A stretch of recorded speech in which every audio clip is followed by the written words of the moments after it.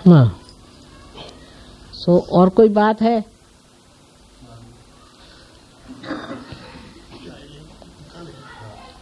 कहना है उसमें? हाँ, पानी दे दीजिए पहले। हाँ, गर्म पानी। जो सहज योगी है, योगिनी अपने फूल मालाएं रखना चाहते हैं चरणों में, तो मेहरबानी करके एक एक करके आए और आरती के बाद तो फूल चढ़ाए पर माता जी के चरणों को हाथ मत लगाए, सामने चरणों के आप कृष्ण हाथ झुकाए, अपना मस्तक झुकाए। ठीक है। हाँ, अच्छा, और what else you want me to say something? कीर्तन भी ठीक है। एक बात पहले कह दूं मैं व्यवस्था के लिए कि निगम साहब को हमने सोचा है कि ट्रेजरर बना दे डॉक्टर निगम, और उनके साथ गगन काम करेंगे। वर्मा साहब को सेक्रेटरी बनाने का सोचा। हालांकि ये सारी व्यवस्थाएं सब नाटक है, ये तो आप समझ रहे हैं, लेकिन नाटक के बारे मनुष्य को समझता ही नहीं है तो उसको नाटक ही करना पड़ता है। सीधी सादी बात समझ में नहीं आती, थोड़ा नाटक खेलना पड़ता है। तो अभी रंगमंच पे अपने जो लोग आए हैं उनका रंगमंच मत तोड़िएगा और चलने दीजिए, उनको मानना चाहिए, क्योंकि हम सबसे संपर्क प्रत्यक्ष में नहीं कर पाते, तो उनके ही थ्रू हो सकता है। हर एक आदमी को बोलने की जरूरत नहीं, इनके थ्रू ही करा लीजिए। दूसरा प्रश्न है, हमारे यहाँ जो कुछ भी पुस्तकें छापी जाती हैं या निर्मला योग आदि छापा जाता है, उसमें माथुर साहब बहुत मेहनत कर रहे हैं और राय साहब भी बहुत मेहनत कर रहे हैं। उसके अलावा मैं चाहती हूँ कि योगी महाजन जो हैं वो उनके साथ जुट जाएं और सब लोग आपस में ठीक से उस पर विचार विमर्श करके तय कर। कुछ शिकायतें हैं कि फ़ोटो जो छापते हैं वो फ़ोटो के वाइब्रेशंस ठीक नहीं होते, या तो फ़ोटो अच्छी नहीं होती है। कुछ ऐसे विचार हैं कि गलतियां हो जाती हैं। बहुत से लोगों के आर्टिकल्स आए हुए हैं जो छापे नहीं जाते। फिर ये कि उसका हिसाब किताब सब कुछ जो है, ये 3 लोगों को मिलके उसकी कमेटी में रखना चाहिए। कोई सी भी चीज़ आप जब कहते हैं किसी से कि ऐसे माता जी ने कहा था, ये गलत बात। सहयोग में आपको क्या कहना है वो कहिए। माता जी ने कहा था, मदर सेड सो। किसी को भी ऐसा कहना नहीं कि संजय यह हुआ, अच्छा, ऐसी बात नहीं। आपको क्या कहना है आप कहिए कि मैं कहता हूं, हिम्मत से कहिए, हिम्मत से कहना चाहिए, मैं कहता हूं ये ऐसी बात। अपने ऊपर जिम्मेदारी लेकर के पूर्ण प्रतिष्ठा के साथ आप कहिए कि मैं ये बात कह रहा हूं, ये बात है। और आप अगर साफ ऐसी बात कह दें वो अच्छा है। और हर आदमी को अपने हाथ में कायदा लेना नहीं चाहिए। आपके सामने ये लोग हैं, इनको आप बताइए, कोई बात हो इन्हीं के थ्रू सब वितरण होना चाहिए। उल्टे जो कुछ हिसाब किताब है, तो मैंने बताया कि 2 तरह के हिसाब किताब होते हैं। एक तो हिसाब किताब ये कि जो आपका ट्रस्ट का है, और दूसरा जो है जो कि आपके रोजमर्रा का है, वो हिसाब भी सबके सामने रखना चाहिए। कोई बड़ा भारी इसमें खर्चा पानी नहीं है। मैं तो हमेशा पूछती हूँ आपको कितना रुपया चाहिए बताइए, हम दे देते हैं, छोड़िए।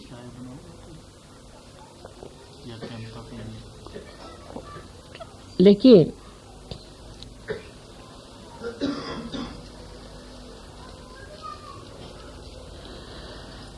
इस तरह से नई व्यवस्था हो रही है, और नई व्यवस्था में मेरे ख्याल से काम बन जाना चाहिए। ज़्यादा जोर अंग्रेजी पे न होते हुए हिंदी पे करिए। अंग्रेजी भाषा किसी भी तरह से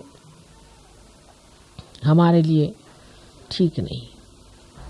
उसकी वजह यह है कि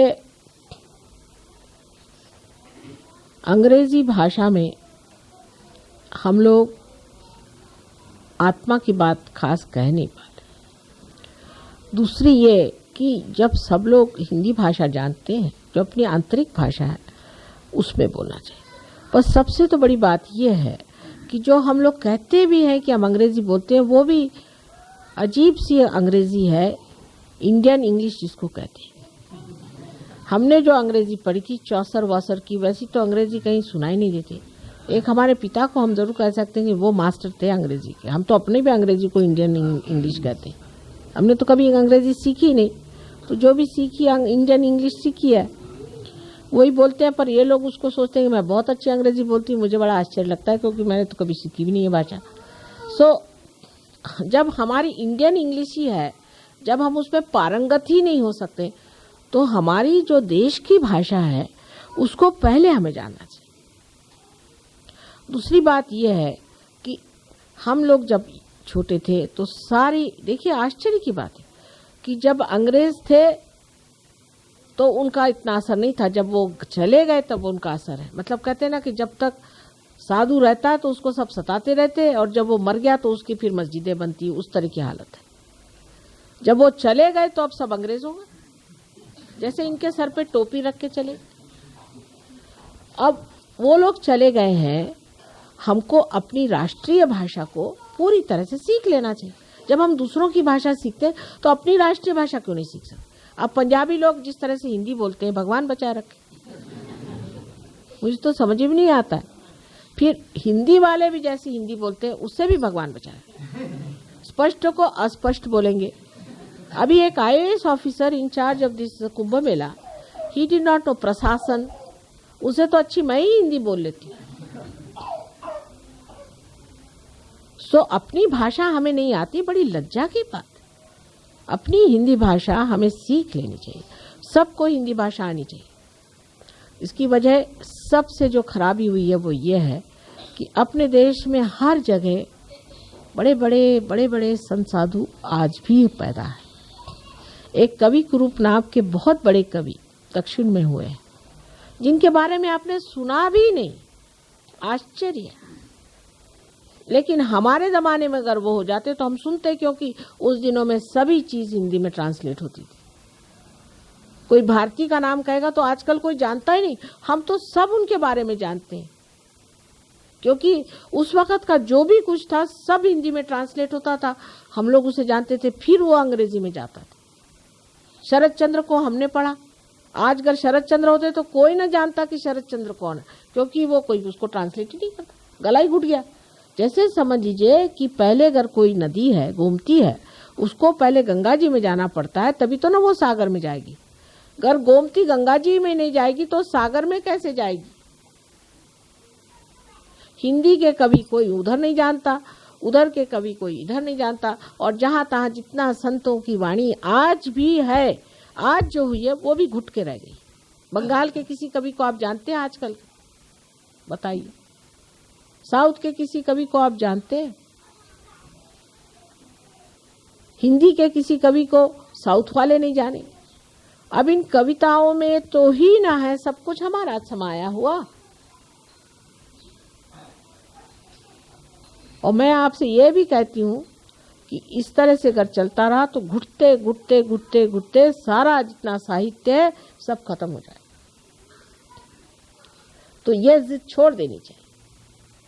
और जो लोग ये भी कह रहे हैं कि हमें सिर्फ इंग्लिश सीखना है, हम तो मद्रास भी गए, मद्रास से हम लोग जगन्नाथपुरी गए थे मोटर से, बहुत लंबा रास्ता था पर जाना पड़ा। और वहाँ लोग अंग्रेजी कुछ नहीं समझते थे, रास्ते में सब हिंदी बोल रहे थे, क्योंकि सब हिंदी सिनेमा लगे रहते। अब मीना कुमारी कोई क्या साउथ इंडियन लैंग्वेज जानती है? सिनेमा देखते वक्त कैसे समझ लेते हैं? तो ये जिद छोड़ देनी चाहिए। हाँ, इसका ये नहीं मतलब कि कोई हिंदी जानने वाले राज करेंगे, कभी हिंदी वालों को अच्छी हिंदी आ ही नहीं सकती। ये तो मद्रासी आके यहाँ राज करेंगे, क्योंकि वो जिस भाषा पे तुल जाए बहुत स्पष्ट। महाराष्ट्रियन की हिंदी देखिए आप, यहाँ तो अस्पष्ट बोलेंगे, स्पष्ट को मैं स्पष्ट अस्पष्ट कहता हूँ। मैं आपसे स्पष्ट कहना चाहता हूँ। अरे भाई कह दो, चाह क्यों रहे? ये तो हमारे हिंदी की हालत है। हिंदी वाले अपने को सोच रहे हैं कि सब प्राइम मिनिस्टर होंगे, सब कुछ नहीं होने वाले।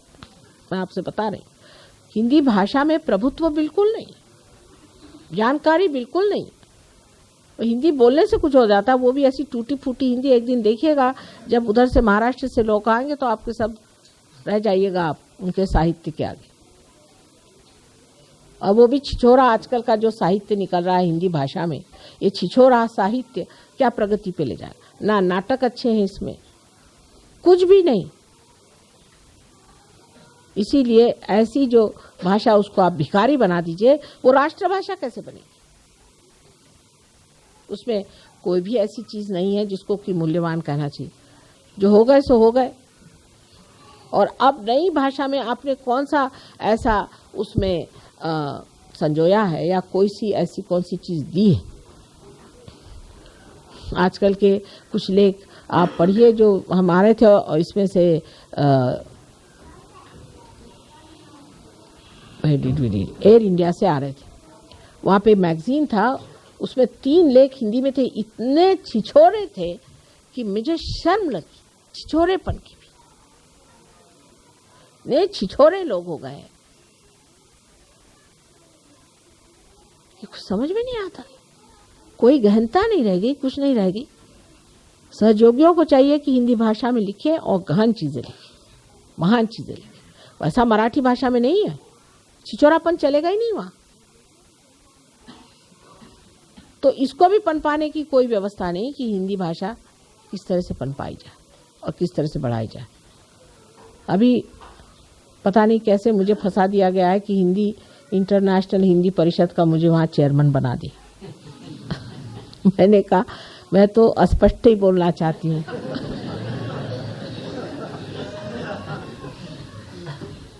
तो इसकी जिद नहीं करनी चाहिए, सबको हिंदी सीखनी चाहिए। जो अपने को कहते हैं कि हम हिंदी जानते हैं, बहुत बार हम हिंदी में बातचीत करते हैं, कल हमें समझ ही नहीं आ रही माता जी आप क्या बोल रहे हैं, क्योंकि ज़्यादातर उर्दू दां लोग बैठे हुए हैं। उर्दू भाषा भी कोई भाषा है, सिवाय इसके कि 50 शब्द आप सीख लीजिए, चमन और वो मंजिल और क्या साहिल और डूबना, बस।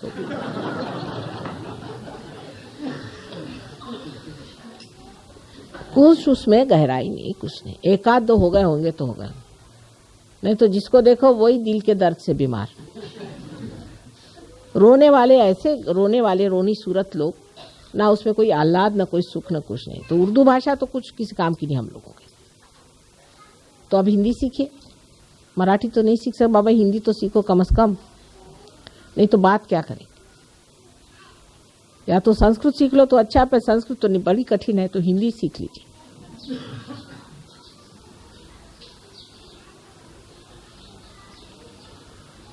और ये गजले फजले जो हैं, इससे कुछ कल्याण नहीं होने वाला। रोते बैठे रहे सुबह से शाम तक। और उस पर आपको अगर सुनना हो तो शेरो शायरी और शेरो सुखन नाम की 2 किताबें गोयली जी ने लिखी हैं। ऐसा सुताड़ा है सबको कि बस वो आप पढ़ लीजिए तो आपका छूट ही जाएगा गजल सुनना।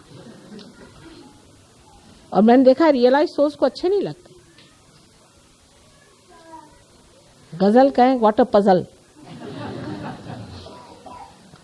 तो अब वो सब चीजें छोड़ करके संत मार्ग में आके संतों ने क्या क्या लिख दिया है वो पढ़ना चाहिए। हिंदी भाषा में भी छिछोरापन बहुत है, बहुत छिछोरापन आ गया, लेकिन एक जमाने में हो गए बहुत बड़े बड़े कवि, बड़ा अनुदान है उनका। अब हमारे महाराष्ट्र के लोगों को पूछिए, आपको नामदेव सुना देंगे, रामदास सुना देंगे, तुकाराम सुना देंगे, ज्ञानेश्वर जी सुना देंगे, सबको मालूम है, उसमें रमे हुए हैं।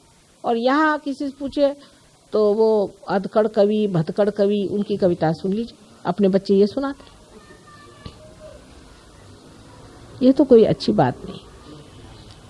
तो जो यहाँ की विशेष कविता है इनको खोज के निकालिए, जो सहज के बारे में बोलती। कबीर देखिए, कबीर को सुनिए, नानक को सुनिए, यहाँ एक से एक हो गए हैं। अमीर खुसरो के ज़माने से लेकर के अभी तक कितने ऐसे काम हो गए। कव्वाली है, कव्वालियाँ मतलब जैसे कि कायदे की कव्वालियाँ हैं, उसमें परमात्मा की बातें हैं। ऐसी ऐसी चीजें ढूंढ ढूंढ कर उस पर आप लोग विचार विमर्श करें, उसके तरफ ध्यान दें और सीखें। ये बहुत जरूरी है, क्योंकि अगर भारतवर्ष में ही सहयोग जमने वाला है तो यहाँ का भाषा कौन सी सीखी जाए? फॉरेन के लोगों को कौन सी भाषा मैं सिखाऊं? बताइए आप।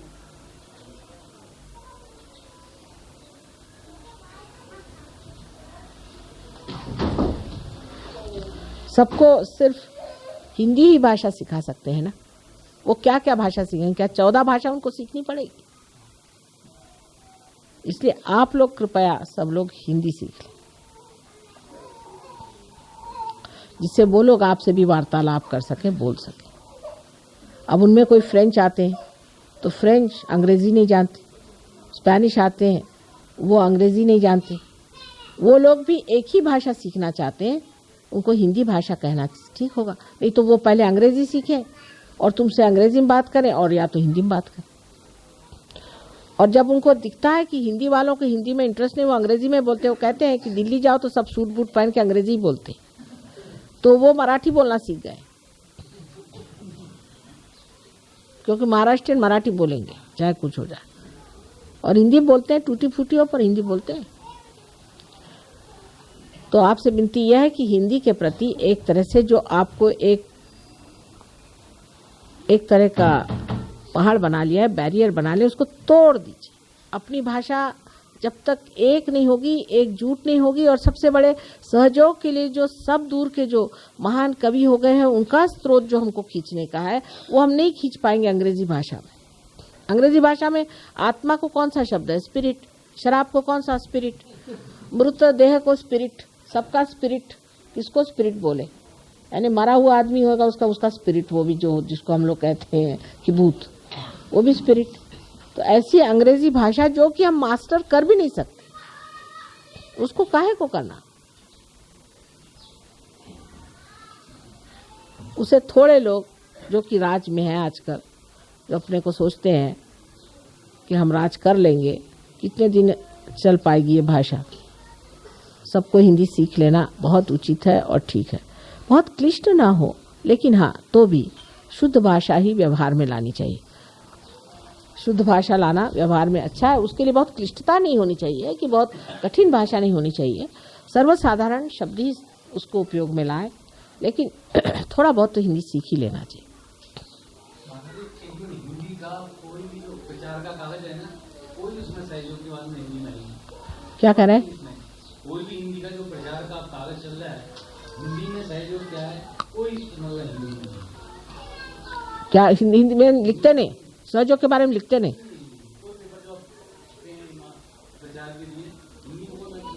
वो होगा।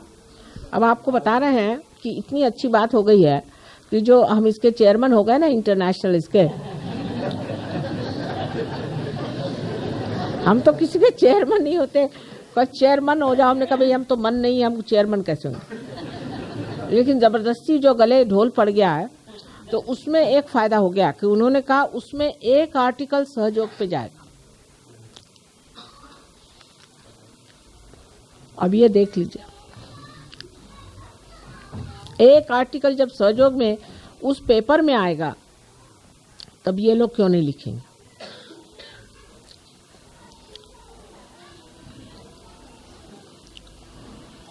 ये जरूर है कि मराठी पेपर्स में ज्यादा जागृति है इस मामले में, तो वहाँ काम भी ज्यादा हुआ ना। महाराष्ट्र में लोग जानते हैं ना कुंडलिनी के बारे में, मूलतः ये सब चीज़ वहाँ मालूम है लोगों को, और लोग ज़रा खुले दिमाग हैं, और वहाँ महाराष्ट्र में सहयोग फैल भी गया है। इस वजह से ज़रूरी है कि वहाँ होना ज़्यादा है। लेकिन जब आप लोग इतने जागरूक हो जाइएगा तो यहाँ भी हो जाएगा।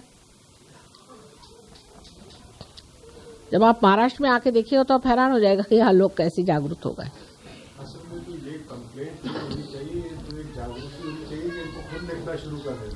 हाँ, खुद लिखे, पर वो कहते कोई छपाता नहीं ना सहयोग के बारे में। चलिए, ये पॉजिटिव बात है। आप लिखिए, डॉक्टर साहब छपवा देंगे।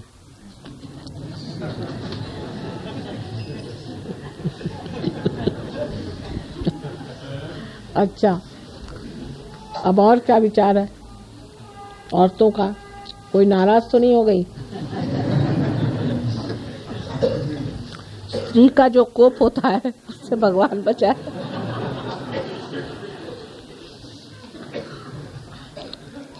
मैं भी डरती हूँ।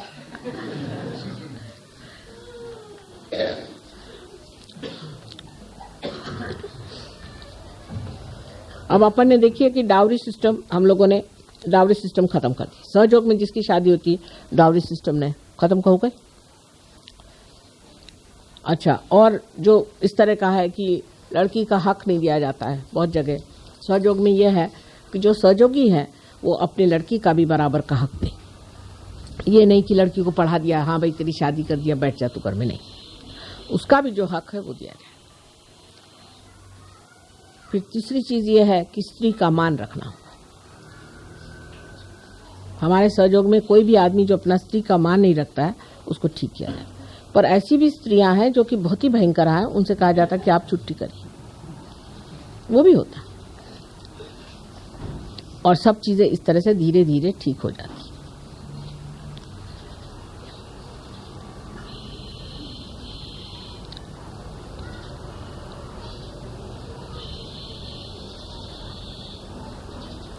कभी कभी लोगों को ऐसा लगता है कि आज जो हम लोग इतने बढ़ गए हैं, हमारे अंदर प्रगति हो गई है, अब माता जी ऐसी बातें कर रही हैं कि ज़रा पुरानी तरफ मुड़ना पड़ेगा, ऐसा लगता है। लेकिन जो आपसे ज़्यादा प्रगति कर गए हैं उनका हाल जाके देखिए तो लगेगा कि इस प्रगति से भगवान बचा रखे।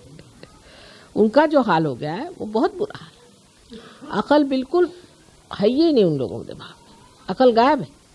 तो वो गधों से भी बदतर लोग हो गए। तो उस दिशा में जाना ही नहीं कहा को, जिस दिशा में सब लोग एक बार आदमी का देखते हैं कि जब ये खाई में गिर रहे हैं तो हम उसके पीछे क्यों जाए। लेकिन जो पिछली बातों में खराबी थी उनको निकाल के उसको शुद्ध स्वरूप में ला करके उसका फायदा उठाना चाहिए। जो अच्छी चीजें हैं उसको लेना ही चाहिए, चाहे पुरानी हो चाहे नई हो। लेकिन नई चीजें जो हैं, जो कि इन लोगों ने बनाई हुई है, उसमें से मुझे तो ढूंढे से भी कुछ नहीं मिल रहा। कहीं मैं ढूंढ करके भी देखना चाहती हूँ तो सब उल्टा ही नजर आता है मुझे, वो नीचे ही की तरफ चले जा रहे हैं। पहले भी मैंने उनको आगाह किया कि आपको गंदी बीमारी हो जाएगी एड्स नाम की, वो हो गई। दूसरे बार आगाह किया कि आप बहुत छुटपन में ही पागल हो जाएंगे, वो भी बीमारी हो गई। अब तीसरा उनको बता के आई हूं कि अब अगर आपने अहंकार नहीं अपना कंट्रोल किया तो आपके जो कॉन्शियस माइंड है उससे आप कोई काम नहीं कर पाएंगे। माने अगर कॉन्शियसली आप चाहेंगे इसे हटाना तो नहीं हटा पाएंगे, अपने आप हटा लेंगे, लेकिन कॉन्शियसली आप पैरालाइज हो जाएंगे। ये अब तीसरी बीमारी आ रही, पर तो भी उनकी अकल नहीं आती कि मुड़ना है, वो अपने चले ही जा रहे हैं। चाहे 90 साल के हों चाहे 100 साल के हों, उनकी अकल ही नहीं आती। एक तो उनमें बात है जिसे कहते हैं परिपक्वता, मैच्योरिटी ही नहीं आती। वो जितने 10 साल के थे वैसे ही बुढ़े में ही रह जाते, परिपक्वता ही नहीं है। इसको मैच्योरिटी कहते वो नहीं आती। और अपनी जो संस्कृति से आदमी मैच्योर होता है। माने सब अपने संस्कृति में अच्छी बातें नहीं, बहुत खराब बातें भी हैं, इसमें बुरी बातें भी हैं, बहुतों ने झूठ झूठ बातें भी सिखा दी, सब कुछ है। पर सबको पूरी तरह से सत विवेक बुद्धि लगा करके ठीक से निकाल के उसका डिस्क्रिप्शन लगा करके जो चीज़ अच्छी होगी वो हमें रखनी है, क्योंकि वहां तो मुझे ढूंढने से कोई अच्छी चीज़ नहीं मिलती। जितना वहाँ वायलेंस है, जितनी वहाँ गड़बड़ है, आफत है, आप समझ नहीं सकते।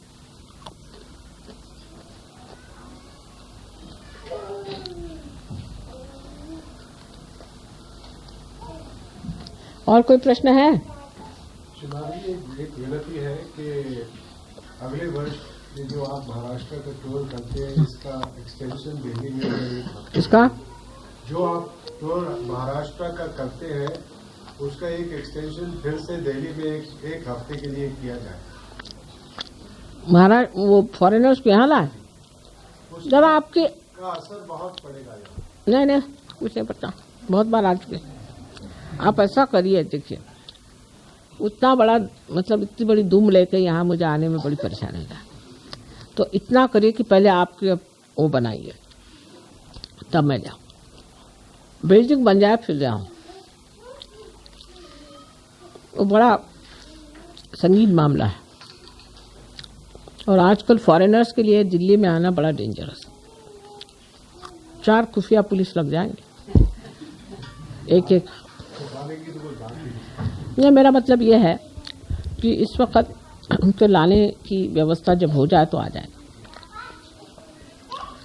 क्योंकि उनका रुपया पैसा भी बढ़ता है, बहुत देना पड़ता है। यहाँ दिल्ली का रहन सहन बहुत महंगा, खर्चा भी बहुत है और उतना खर्चा वो लोग देने के लिए तैयार नहीं। और जब मैं तो ये कहूँगी कि आप लोग भी कुछ यहाँ से महाराष्ट्र के टूर पे आए, और इंडियंस को हम विशेषकर बहुत कंसेशन देते हैं। कौन कौन लोग गए थे महाराष्ट्र के टूर पे, जरा हाथ उठाइए। गणपतिपुरे कितने लोग आए थे? मजा आया कि नहीं आया बताइए। अच्छा, अब यह है कि जो लोग 7 दिन के नहीं ले आ सकते वो 3 दिन के लिए आए। और इतना कोई पैसा आपसे ज्यादा लिया था क्या? 7 दिन के हिसाब से। एक तो जगह नहीं, वहाँ कोई है नहीं, वहाँ पर तो हर एक चीज रत्नागिरी से आ रही थी, लेकिन जगह सुंदर है और पवित्र जगह है। तो अगर आप लोग कुछ कम करवाना चाहे तो हो सकता है, ऐसी कोई बात नहीं। पर अगर बहुत नहीं है तो मेरे ख्याल से साल में एक बार अगर आप आ जाए तो बड़ी अच्छी जगह है, सुंदर जगह है, चेंज भी हो जाएगा और सबसे मिलजुल जाएंगे। बड़ा अच्छा रहा मेरे ख्याल से। क्या आपका अनुभव है? बहुत अच्छा रहा, बड़ी गहन चीज़ है। तो एक तरह से समझ लीजिए जैसे लोग हज पे जाते हैं ना, उस तरह से एक इसको हम लोग व्यवस्थित कर लें। सफ़र उसका ज़रा लंबा पड़ जाता है, लेकिन अगर आप कोल्हापुर का टिकट ले लें तो महंगा नहीं। यहाँ से कोल्हापुर तक का आप टिकट ले लें और कोल्हापुर से बहुत नज़दीक, वहाँ से बसेस का इंतज़ाम हो जाएगा। और अगर आप कोल्हापुर से इंतज़ाम कर लें, यहाँ से अगर हम रेलवे से कह दें तो वो आपको एक पूरी बोगी भी दे सकते हैं। अगर 200 लोग हो जाएं तो एक बोगी मिल सकती है और बोगी में आप वहाँ आ सकते हैं। और वहाँ से कोल्हापुर से गणपतिपुरे बहुत ही नज़दीक जगह है और वहाँ आप आ सकते हैं। तो कोई ऐसी मुश्किल चीज़ नहीं है, एक साल में एक बार वहाँ आ जाए। अभी ऐसा ही शुरू करेंगे, फिर जब यहाँ बन जाएगी आपकी बिल्डिंग ठीक ठाक हो जाएगा तो उन लोगों को ले आएंगे।